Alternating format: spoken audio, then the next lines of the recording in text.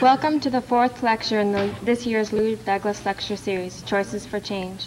Lou Douglas Lectures are given in honor of the memory of Lewis Douglas, a distinguished professor of political science at Kansas State University and a supporter of UFM from its beginnings. We are pleased to have his widow, Mary Douglas, with us tonight. Continuing sponsors of our series include University for Man, Student Governing Association, Pre-Law Club, Ecumenical Campus Ministries, Office of the Provost, and Dean of Arts and Sciences. The next Lou Douglas Lecture Series will be next Monday, November 16th, and will feature Alan Durning. He will speak on How Much is Enough, the Consumer Society, and the Future of the Earth. And now I'd like to introduce you Dawson Vaterna, who will acquaint us with this evening's speaker.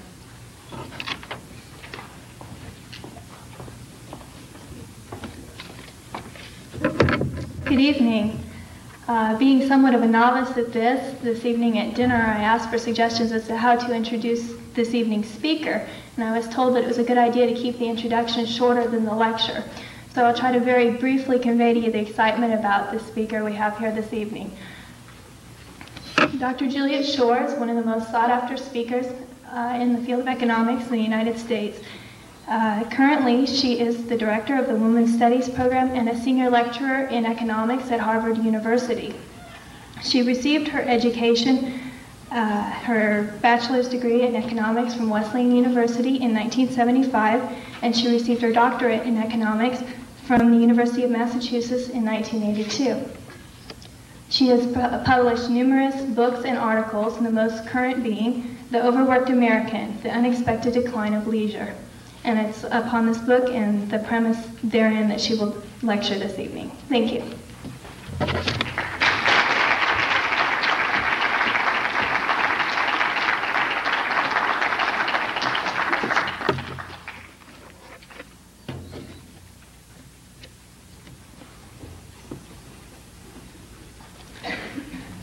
In the 45 years since the end of the Second World War, American productivity growth would have enabled this nation to cut its work week in half, from the standard 40 hours that we now have to a work week of only 20 hours. Alternatively, we could have reduced the working year to 6 months and spent the other 6 months on a long vacation. Or imagine this: every worker in this country could now be taking every other year off on a paid sabbatical. I'm sure that sounds good to many of the professors in the audience. Some of you may remember the time when it was widely believed that this is exactly what would happen. The 20-hour week was predicted by now. If you were like most Americans these days, however, you will probably not be surprised to hear that it has not materialized. Instead, all the progress created by productivity growth has been put towards producing more and better things, a higher material standard of living.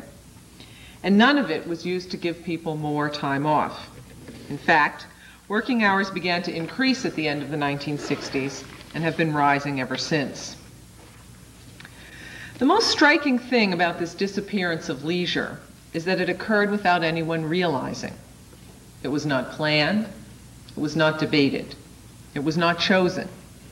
It seems to have just happened.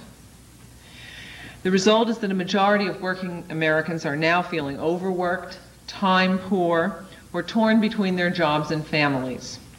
They feel trapped, unable to see their way out of this endless marathon of work, unable to negotiate the conflicts between work and personal lives. For those of you who are concerned about the decline of leisure time, as I am, and as I suspect many of you are, it is imperative to understand how and why we have become overworked Americans. For without that understanding, we cannot hope to reclaim our leisure time, and we will remain at risk for a positively Dickensian future of unbearably long working hours. What happened? Why is our free time disappearing? After 2 decades of little change in work time from the late 1940s to the late 1960s, working hours began to increase, slowly at first and imperceptibly. According to my research, they then accelerated sharply in the 1980s, so that by the end of that decade, the average employed American, once we correct the data for people who are underemployed and unemployed, found him or herself putting in approximately an additional 160 hours on the job, or what I have called the extra month of work. So that in comparison to where we were back in 1961 when my research begins, the average American is doing 13 months of what was once a 12-month year. Overtime, moonlighting, weeks of work, teen and child labor, and women's employment have all increased. 40% of all workers are now on the job 45 or more hours per week. And of course, the 40-hour standard, which was instituted back in the Depression as the goal which the society was supposed to achieve, has never been achieved, in the sense that the average full-time worker in this country works significantly more than 40 hours, about 43 hours a week. Paid time off, that is vacations, paid holidays, and sick days, shrunk dramatically in the 1980s by a factor of about 15%. And this, of course, was in reversal of a long upward trend, 3 decades of progress in giving Americans longer vacations and more paid time off. 1 in 6 employed adults now has a second job, and 1 in 3 regularly works on weekends and evenings. While some of my critics have asserted that the rise in work time is confined to women, this is simply not the case. Men are working longer hours too. Hours have risen for the young and for the old, for the low-income people, for the middle class, and for high-income people. They have risen for those working in the manufacturing sector and those in services. They have risen across all the major occupational categories. The extent to which all Americans are finding themselves with less free time is truly remarkable. The people that I wrote about in my book are becoming more and more typical. People such as Dolores Kordek, who started her own dental business. She kept her office open 365 days a year, 15 hours a day. She worked on Christmas, and she told me that for many, many years, she only ate in her car on the freeways. Or Ayan Yazbek, a Lebanese immigrant who works 3 jobs in a 90-hour week. Or Violet Campbell, a nursing home aide who puts in 2 8-hour shifts each day. And many of her co-workers in the Hartford area, unionized workers working in the nursing homes there, 1/3 of whom are thought to work these 2 full-time jobs, 16-hour shifts a day. Or the ARCO workers in Houston who I talked to, who regularly take on overtime hours and who are now have been put on 12-hour shifts by the company. Or Marcia Jenkins in Chicago, who works as a teacher, a waitress, and a costume designer. Of course, there are the more well-known workaholics, the ones we read about in the newspapers who work on Wall Street with the 70, the 80-hour weeks, sometimes 90 hours, the people who go months without a vacation and who have their lives consumed by work. The numbers that I've been talking about are with reference to paid employment. But we can't just look at the work that people are being paid for if we want to get a true picture of what's happening to work time in the United States. So I've also included the work that people do in the home, household labor, domestic work. When we add this in, it turns out that for employed Americans, the extra month of work remains. Women are doing less at home, but men are doing more. The 160-hour average for employed Americans includes not only their paid employment, but also the unpaid work at home. Working families have not been able to cut back at home by enough to make up for the increases in their market work. Of course, the flip side of all these long hours for people with jobs is that we have a steady increase in the fraction of the labor force, the fraction of the American population who are without jobs, that is unemployed, or who have jobs which are severely limited in terms of the number of hours they provide. People who are part-time workers who would prefer to be full-time workers, people who can only get work for part of the year, or people who are in both of these categories. If we look at the fraction of the labor force which is unemployed or underemployed, that is, unable to get all the work that they want, we find that there's been a steady increase in these people over the years from the late 1960s. Looking just at the peaks of business cycles, that is at the most vigorous point in the business cycle, we find a steady rise in the fraction of these underemployed and unemployed, from about 7% at the beginning of my research to 15%, almost 15% by 1989. Of course, this is very ironic. At a time when majorities of Americans are saying they are overworked and have more working hours than they would like, we find a growing minority of people who are unable to get as much work as they would like. The economy appears increasingly unable to provide jobs for all its citizens and increasingly unable to provide hours for those who do have jobs which are reasonable. So why is work time rising? The simplest answer is that employers are demanding more from their employees. As white-collar layoffs ripple through the economy, those who are spared find themselves doing the jobs their absent colleagues once had. The work doesn't disappear just because the bodies are gone. In studies of downsizing, employees report that the ones who are left find themselves with more work. And of course, it's no surprise that increasing numbers of companies are downsizing these days, and white-collar workers have found themselves very vulnerable in this current recession. Blue-collar workers, like thousands at General Motors, for example, are being put on 10-hour shifts, with plant closing as the explicit threat for opposition. GM Saturn workers, hailed as the company's future, have been put on a 50-hour work week.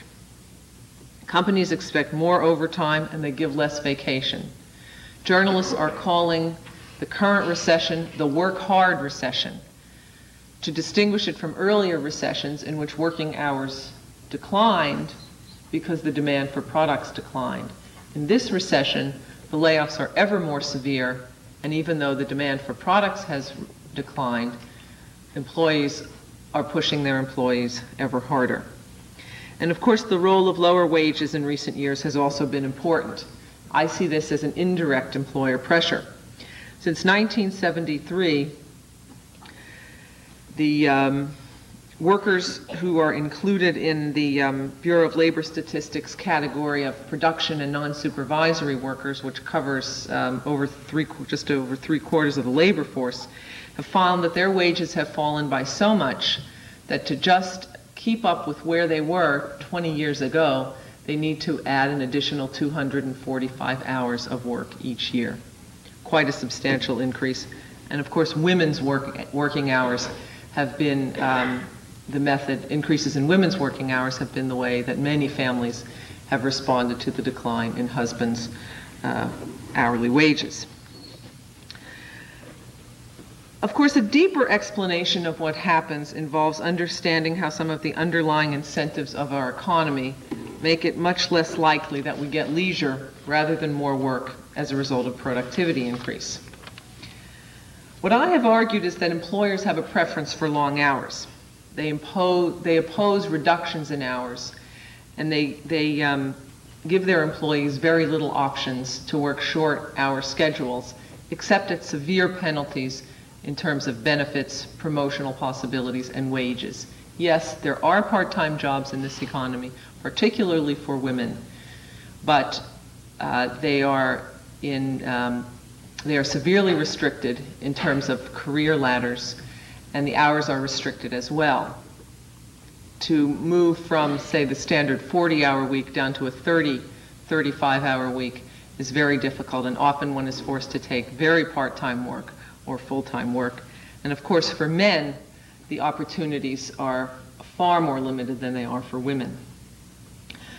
Part of the reason, I believe, is that business is convinced of an equation which I think is fundamentally flawed. And that equation is that long equals better. There is a pervasive mentality in the American corporate culture today that the worker who spends the longest hours at the office is somehow the most loyal, the most worthy, the most valued to the firm, the most productive. Of course, there's a perversity to this. One might think that the worker who's able to do his or her work quickly and go home at 5 o'clock would be the more efficient or more productive worker. But I think it is quite generally believed to be the case and understood to be the case within the corporate culture that the worker who leaves the office early, the worker who takes off at 5 o'clock, the worker who doesn't show up on weekends, the worker who puts in a limited work schedule and puts limits on the time commitment of the job is a worker who will find him or herself in jeopardy when the layoffs begin and will be promoted at a much slower rate than his or her neighbor, the workaholic. In recent years, there has been a very important bias on the side of employers coming from the way the fringe benefits are paid and coming from the tremendous rise in medical costs that we're witnessing. Because benefits are paid on a per-person basis, employers prefer their existing employees to put in long hours rather than hire additional staff. As medical costs have risen, the reluctance of employers to hours reductions has stiffened. Allowing a worker to go to a 30-hour schedule, for example, if it means you have to hire another worker, will entail a new set of benefits, and employers have been very resistant. Or consider another bias that I discuss in my book, the bias of the salaried worker. Because he or she is not paid for extra hours on the job, the employer has an insidious tendency to try and stretch the work week as much as possible. Every additional hour is free in some sense. How many salaried workers took jobs thinking that the work week would be 40 hours or 45 or something reasonable, only to find that over time their work week has crept up slowly, imperceptibly, and very much out of their control. Of course, those additional hours yield output, but not extra income from the company. The salaried worker has what I call elastic working hours. They just often keep on stretching. Employees have also played a role in the decline of leisure time. I've talked about some examples of people who have taken on second and third jobs, or those who are working overtime in order to maintain their incomes. And for the most part, I would say that American workers have not actively opposed employers' demands for longer hours. Instead, they, or should I say we, have found ourselves caught up in what I've called the insidious cycle of work and spend. The employer demands long hours instead of allowing us to use productivity growth for leisure time. Companies offer us higher incomes, or at least in the good years, and they don't offer us the option of taking productivity growth in the form of more time off, either a longer vacation or shorter working hours on a weekly basis, or a sabbatical every so often. Instead, they just give us the money with no other option. As consumers, we take that money and we spend it, and eventually we become habituated to it. We find ourselves caught up in all sorts of consumption traps, keeping up with the Joneses, addictive consumerism, spending our precious free time at the mall. In fact, the phrase spending time itself illustrates the problem. Before we became such a materialistic society, people did not spend time, they passed it. Now time is seen as another commodity like money. In these last 45 years, the trade-off for working long hours has been a dramatic increase in consumption. Since the late 1940s, the average American individual or household has more than doubled his or her spending. This is true for the lower class, for the middle class, and the upper income classes. It's also true for the poor. Poor have twice as much spending today as they did 40 years ago. Of course, that's not to say that they're any better off, because poverty is in many ways a relative term, and everyone has gotten better off. The increases in consumption can be seen in all aspects of our standard of living. Our houses have doubled in size over the post-war period, even as the number of people who are living in them has fallen.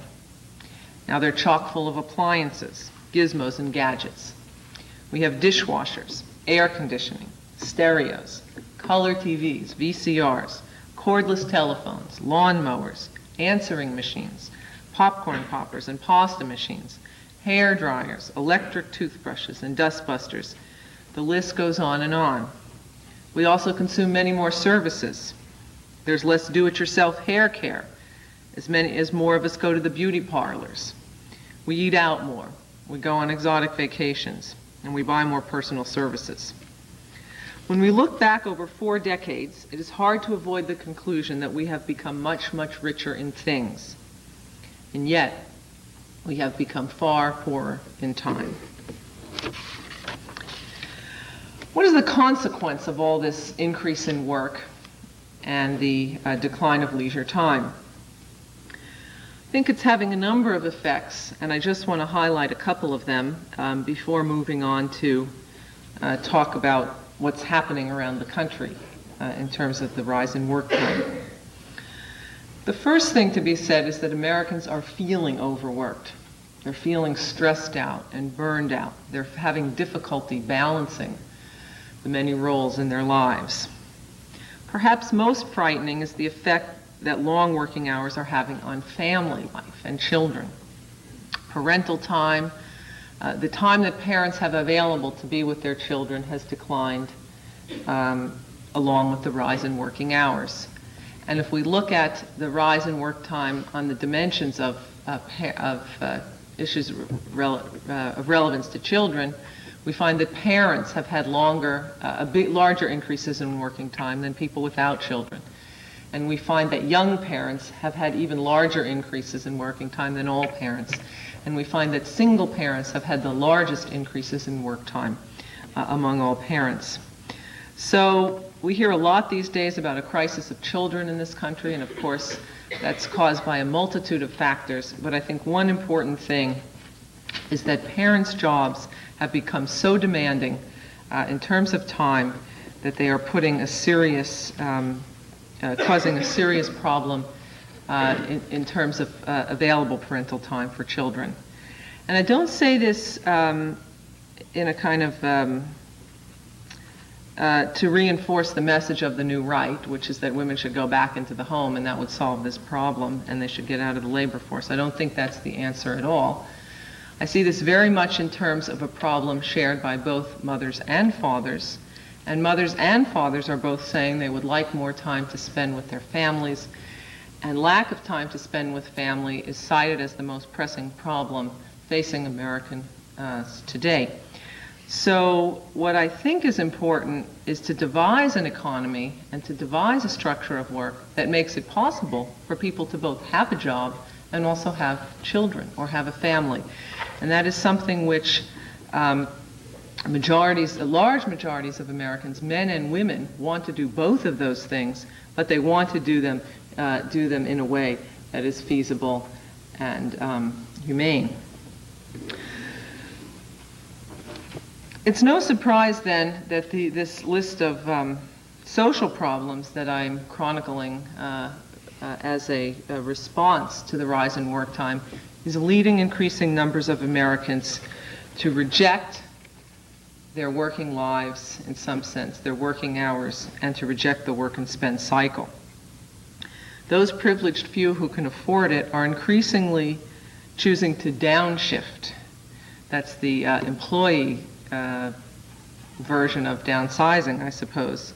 That is, they're leaving their fast-track careers for jobs which require less commitment of time and energy. They're often moving to small towns where they can find a better quality of life for their children and themselves. And since my book has been published, I've received scores of letters from readers, many of whom have told me their own stories about how they've opted out of work and spent cycle and how they are trying to live within limited means. Their work is important to them, but it does not consume in the original meaning of consume, namely to devour or lay waste their lives. And I might imagine that in a nice little town like Manhattan, Kansas, with what seems to be a high quality of life, you may be finding evidence of these refugees from the East Coast and the West Coast who are coming looking for a more balanced and saner way of life. Surveys of the population also support the notion of a sea change in attitudes towards work and spend. In 1990, a major poll asked people whether or not they would prefer more free time. Let me ask you to take this examine this option yourself. The poll gives you the choice of taking one additional day off each week in return for the loss of that day's pay. How many of you who hold jobs would be interested in doing something like this? The results among the population as a whole were quite dramatic by the standards of earlier polls. 70% of those making $30,000 a year or more said they would prefer this option. Even among those making only $20,000 a year, hardly a luxurious standard of living in these days, half of all workers said they would choose this option if it were available to them. Many more than half of all workers then are saying that they would be willing to take a 20% cut in their incomes, that is, one day's pay out of a 5-day week, in order to get more time off the job. 8 in 10 workers are now saying that they would prefer a slower career track with less money and less promotion if it gave them more time to be with their families, in preference to the fast-track careers with higher pay, higher promotional, faster promotion, but less time for family. These results suggest major differences from 15 years ago, when almost no workers would have chosen these options. These surveys make me hopeful, for while people do not now have much free time, they are clearly articulating a need and a desire for it. And this is surely the first step to making it happen. So how can we create more free time for people? Here I think we need to look to history. A century ago, the nation made major strides in reducing the work week. The week went from about 70 hours in the late 19th century down to just over 40 hours by 1950. In the early part of this century, when much of that progress occurred, it was due in large part to trade unions and social reformers who devoted themselves to this cause. In coalition together, these unions and religious and other reformers formed a potent political force which helped to reduce the work week, to eliminate Saturday work, to institute vacations, and to raise the quality of life for working Americans. Today, the trade union movement is very weak, and it has failed to take a leadership role on leisure. Therefore, I think it falls to other parts of the population, to other organizations, women's groups, children's advocates, environmentalists, white-collar professional organizations, religious groups, and to ordinary Americans organizing as small, informal work groups in their workplaces to forge a coalition to take action on this issue. We need to make the case to business, who remains unconvinced. We need to make the case to government, and particularly to the new administration in Washington. And we need to make the case to the people of this country that we can restructure work time. We need longer vacations, shorter weekly hours, and more free time. Among the major industrialized nations, we are the only one in which working hours have risen significantly in the last 20 years. In Europe, workers receive 4 to 6 weeks of paid vacation. Even the Japanese government is now urging longer vacations. The average German worker now puts in 9 fewer weeks a year on the job than we do in the United States. I believe the American people are ready for this message. You will probably not be surprised to hear that 2/3 of them now prefer their time off the job to their hours at work.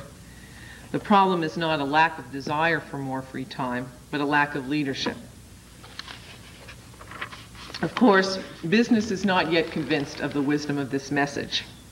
In a recent meeting at Forbes magazine, Mike Walsh, top executive at the Tenneco Corporation, echoed the views of many American executives when he announced that he now expects his managers to regularly work 80 hours a week. But Walsh's solution to global competition will not work. We do not need the economic literature, which we have, to tell us that excessive working hours are not profitable. Common sense can tell us just as well. If you drive people too hard, their productivity and efficiency suffer. As colleagues argued so eloquently 70 and 80 years ago, long hours cause fatigue and inefficiency. With shorter hours, people can do better. There is less absenteeism, less turnover, higher morale, and a faster pace of work. The company makes up in higher productivity what it loses in hours. The Europeans have learned this. The Japanese are beginning to learn it. It is up to us to teach American executives this important lesson. The question is not whether we can afford to lower working hours. Of course, those are the terms on which corporate America has posed this issue, whether or not we can afford this in terms of the global competitive race. And of course, posing the question that way answers it quite clearly, I think. But it's whether we can afford not to. At a time when Japanese workers are keeling over dead from working too hard, falling victim to the karoshi syndrome, literally translated, karoshi means death from overwork, the Mike Walshes of the world want us to emulate the Japanese. This is a very foolish course. You know, we have been taught that our economic system has brought us great progress, and certainly it has. And the message of American business today is to continue along the same path, to continue with long working hours and increasing standards, material standards of living. There's a great faith these days in capitalism, which is now seen to be the triumphant economic system with the decline of the socialist countries. There's very little questioning in this country of the basic workings of capitalism.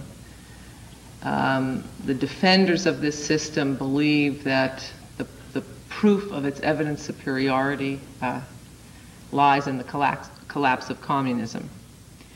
But I think if we take a more serious look at what this economic system is delivering and what it has delivered over time, we may be a little less smug and a little less arrogant about how well this system is working for ourselves and for people around the world.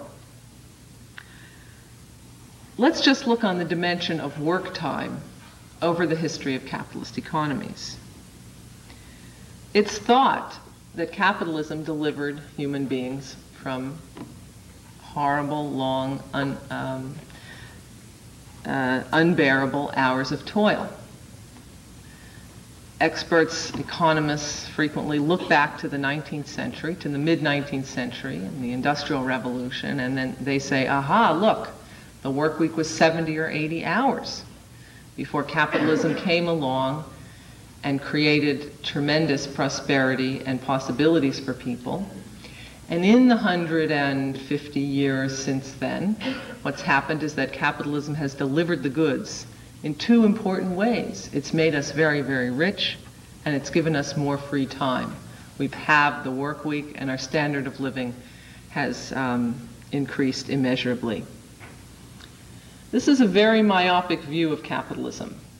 And if we extend the time period over which we look a little bit farther back into the centuries when capitalism was just developing in Europe, and we look at what happened to work time, a fairly striking conclusion emerges.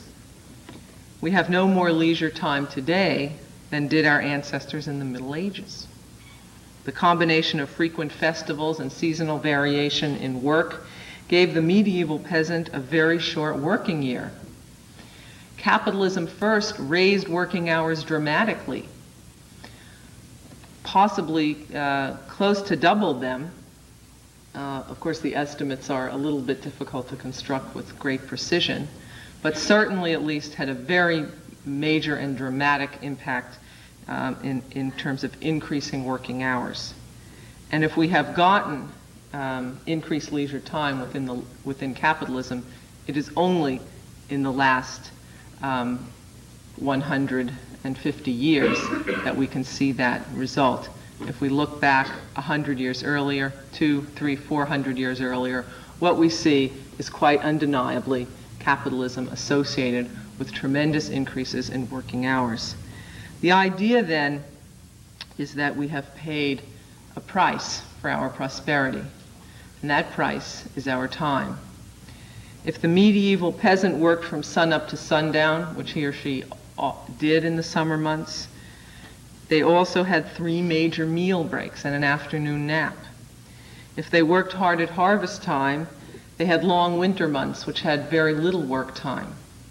They worked hard one week or one day, they might very well take the next one off.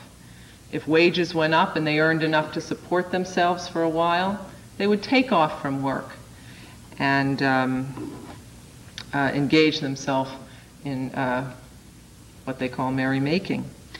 So I think that if we look at the Middle Ages, or we go back to the ancient world also, where we had, of course, we can remember the phenomenon of the bread and circuses, we can see that our modern obsession with work, our shrinking 2-week vacation, the very long hours that we have today, are not proof of the ultimate superiority of our economic system, but look, in a sense, like a real historical aberration. And they lead us to wonder if something has not gone astray. Well, let me begin by returning to the place where I began, which is the last 45. Let me end by returning to the place where I began, which is the last 45 years. In these years, we have doubled our consumption, but we have had no gains in leisure time. In fact, our working hours have risen. What of the next 45 years? Where will we be in the year 2050, 2040? If present trends continue, that is, if the increases of the last 20 years are replicated in the next decades, the work week may well rise to 60 hours a week, the nightmare of Dickens' England that I alluded to earlier. And I believe that if we do nothing, if we are inactive today on this dimension, on the dimension of work time, that we may very well see continued increases in work time, not because people want them, but because the pressures from our employers are great. If we do nothing, I believe we can expect another round of work and spend, another 40 years of using our economic progress to raise our material standard of living. I believe that this choice will further defoul an increasingly degraded environment, far more than the choice of leisure. I think we can see that clearly, because clearly increases in consumption of the type that we have had over the last 40 years have been very detrimental to the planet and will continue to be so, at least in the foreseeable future. Secondly, I believe that if we continue to work and spend at current rates, the gap between the rich and the poor nations on a global scale will also continue to increase, because it seems quite clear that the poor countries have been for quite some time and will probably remain unable to replicate the high rates of growth for all of their populations that we have seen in the rich countries. And I believe that another round of work and spend will jeopardize our quality of life for the reasons that I've outlined.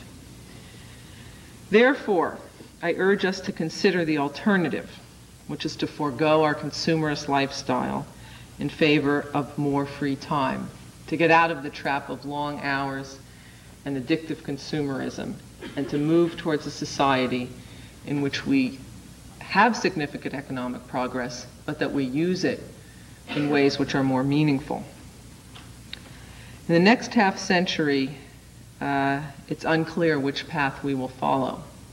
But one thing which is very clear is that the decisions about that path need to be made today. And the choices are our choices and should not be left to our employers or to our government. So what I urge all of you to do is to begin thinking seriously about these issues, to try and revive the national debate, which was vibrantly conducted in the 1920s over the path that we should choose, the path of consumerism, of more is better, and of long hours, the squirrel cage that people have talked about, or the alternative path of limited desires, living within our means, living at peace with the earth and our neighbors, and giving for ourselves in time a life as rich as we today have in things. Thank you.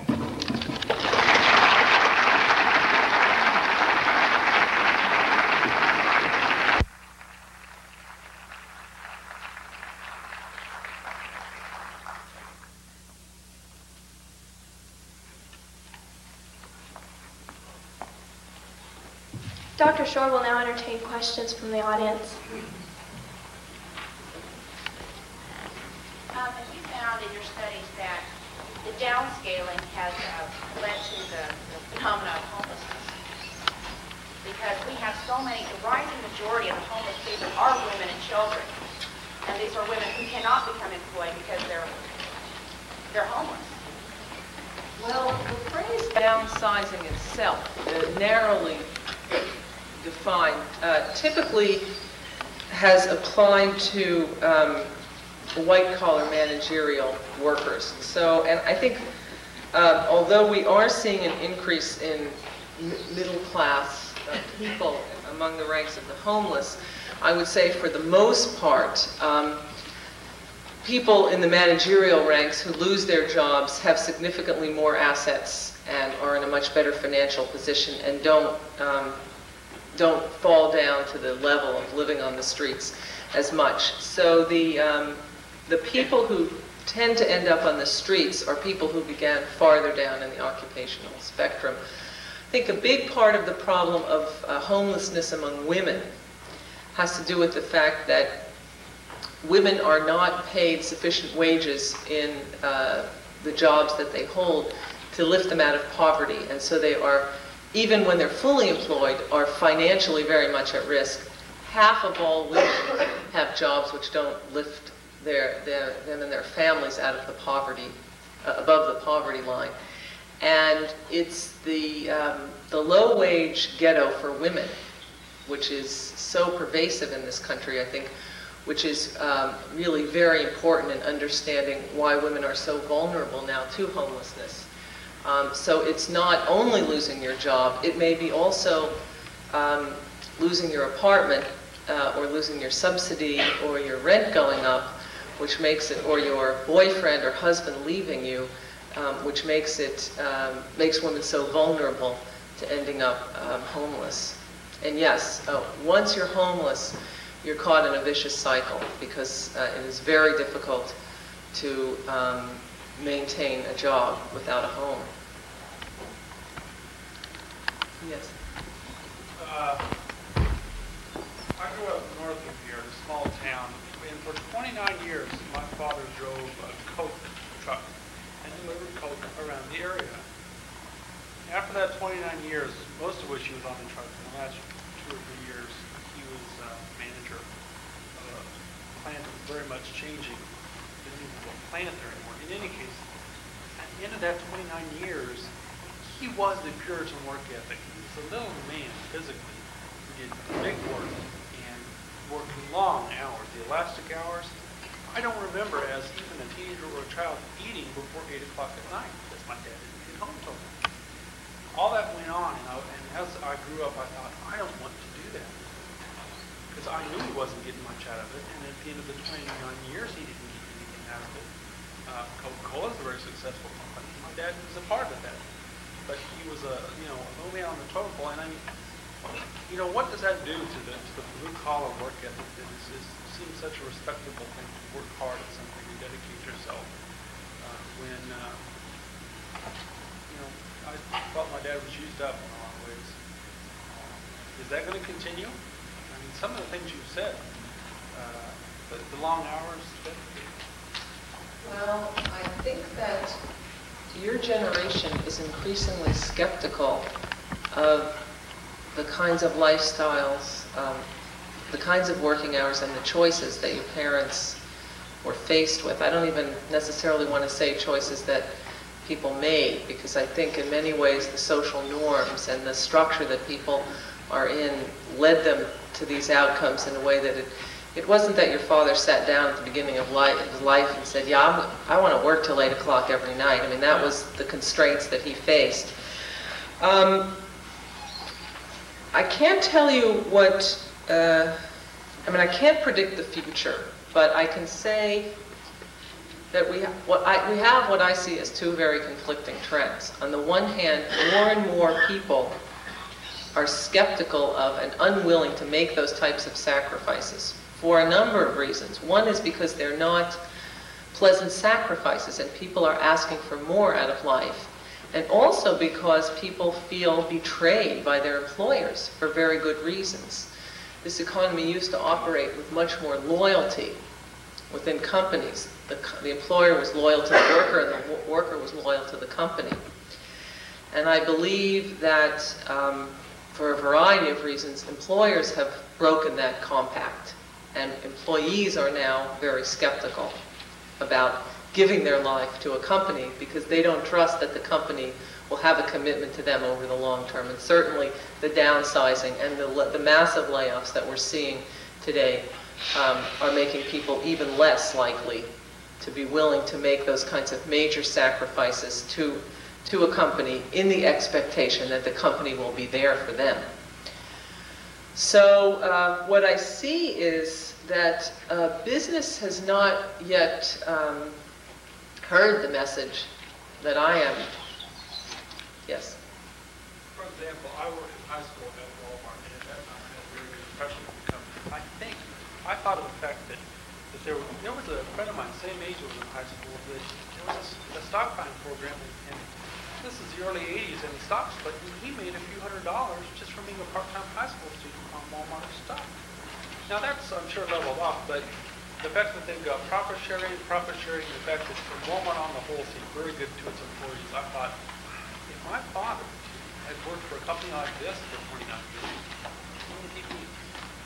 I think possibly very much better off. So, possibly, although I have heard very different stories about Walmart and the failure to provide benefits, and that's a serious problem not for you as a high school student because you're covered under your parents, but for the thousands of women workers, for example, or men as well, who work in the retail sector where wages are very low and benefits are very poor. So I don't see our future in the Walmarts of the world, in the sense that I don't see them at the moment as being able to provide real economic security and decent working conditions for people. In that I may be wrong about that, but I think we need some significant changes in the low-wage service sector to make it a better place for people to work. Yeah.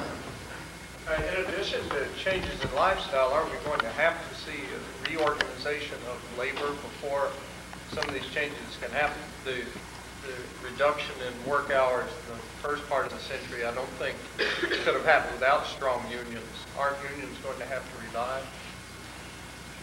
Well, I think that we will end up seeing, if workers are able to mobilize and organize within the workplace, it will probably look somewhat different than it did in the last go-round. And I am an eternal optimist, and I do believe that unions are good for the economy and good for workers. I have been disappointed by the inability of workers to revitalize the union movement. So I'm not holding my breath for any time in the short-term future to see a real surge in unionism. And therefore, I am confronted with the question, well, how could some of these changes come about in the absence of that? And my own view is that some of these kinds of organizations that I've talked about can work at a national level or at a state level to try and influence government. I think we need to try to transform professional organizations to be more advocates among white-collar workers, for example, and professionals, to be advocates on the issue of work time. And we do need to use the unions which still exist and try and get them onto the bandwagon here, because for the most part they have not been receptive to this message. And those with larger numbers of women have been more receptive, but this has not been a priority issue for unions. And I believe that we can use this issue as a way to organize people. So I think this is one of the cutting-edge issues of this decade and into the next century. I think it's something that people care desperately about and might be willing to reorganize around a program which emphasizes quality of work life, quality of life in general, and promises something more than very long hours and meager paychecks. So I am urging workers who are in workplaces where unions don't exist or who don't have organizations to try and themselves begin to organize informal groups of workers to begin talking about these issues, to begin to confront management on these issues, and to try and move from there. I know it's a small step, but I feel we do need to start very much at the grassroots. Yes, sir. 2 points.